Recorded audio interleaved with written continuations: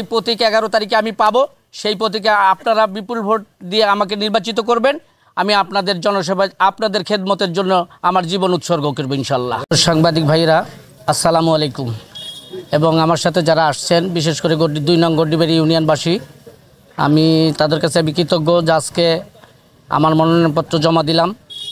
ইনশাল্লাহ আমার পাশে যে জনগণরা আছে, ইনশাল্লাহ আমি জয়লাভ করবো। এখানে নিঃসন্দেহে আমি এত প্রস্ফুটিত যে আমি এখানে বিজয় আমি অর্জন করব ইনশাল্লাহ, কারণ আমার পিছনে জনগণ আছে। তো প্রিয় সাংবাদিক ভাইরা, আপনারা ইতিমধ্যেই অবগত আছেন, এটি আমার তৃতীয়বারের নির্বাচন। এর আগের নির্বাচনগুলো তো আপনারা অবগত আছেনই। তো এবার ইনশাল্লাহ নির্বাচনটা অন্যরকম হবে। নির্বাচন যেহেতু আমরা শুনতে পাচ্ছি যে ইভিএমে ভোট হবে, তো আমরা আশাবাদী জনগণ ভোট প্রদান করতে পারবেন, এবং আমার জয়ের ব্যাপারে আমি আশাবাদী ইনশাল্লাহ।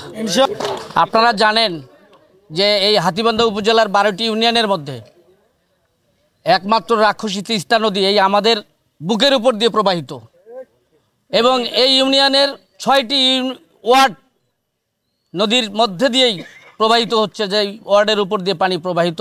আমাদের জনগণ এই বন্যার পানিতে দিনাতিপাত করে। আপনারা জানেন প্রত্যেকটা লোকের পায়ে ঘা আছে এই বর্ষাকালে এই বন্যার পানিতে, এবং আমার বাড়িটা যে ওয়ার্ডে আছে সেটা এখনও পানিতে নিমজ্জিত। আপনারা ইতিমধ্যেই সাংবাদিক ভাইরা আপনারা তো অনেক খোঁজ রাখেন, এবং আমি দেখছি যে আপনারা অক্লান্ত পরিশ্রম করেন। আমাদের এই বন্যার সময় আপনারা ছুটে যান, বিভিন্ন খোঁজখবর রাখেন। আপনাদের আমি নতুন করে আর বলতে চাই না। আমি নির্বাচিত হলে আমার এই তিস্তা নদীর করাল গ্রাসে নিমজ্জিত, অবহেলিত, বন্যায় নিমজ্জিত জনগণের জন্য আমি কাজ করতে চাই ইনশাল্লাহ। ভোটারদের উদ্দেশ্যে আমি বলবো, প্রিয় 2 নং গড্ডিবাড়ি ইউনিয়নবাসী, আপনারা জানেন আমি ইতিমধ্যেই কিছুক্ষণ আগে উপজেলা নির্বাচন অফিসে আমার মনোনয়নপত্র জমা দিয়েছি। আগামী 27শে জুলাই আমাদের ইউনিয়ন পরিষদের উপনির্বাচন 2024 অনুষ্ঠিত হবে।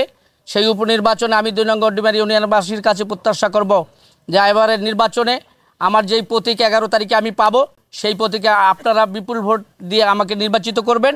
আমি আপনাদের জনসেবা, আপনাদের খেদমতের জন্য আমার জীবন উৎসর্গ করব ইনশাল্লাহ।